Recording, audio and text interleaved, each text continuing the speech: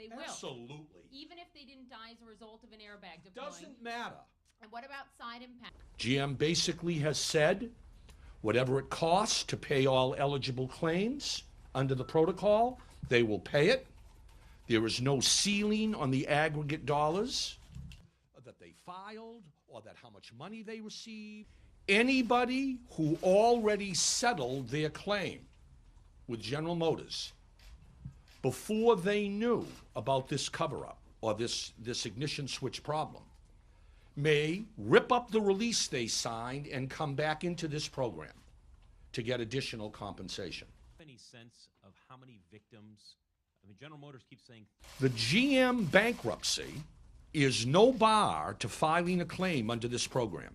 It is no bar. The innocent victim.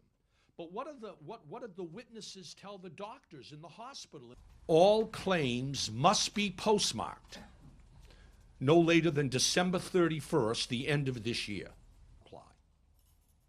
We'll be considering track B, catastrophic, or track A. Any contributory negligence of the driver, intoxication, speeding, texting on a cell phone, etc., irrelevant under this program. My car suddenly lost power.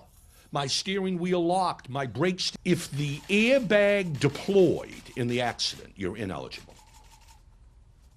Airbag deployment, seatbelt pretension deployment means the power is on the automobile. Ineligible. It couldn't have been the ignition switch. Families who have reached out to you, and if you've been able to look at their cases and see how the ignition switch might have. Quite frankly, money is not the focus, and it was quite frankly really difficult to hear, like Amber being reduced to a dollar amount.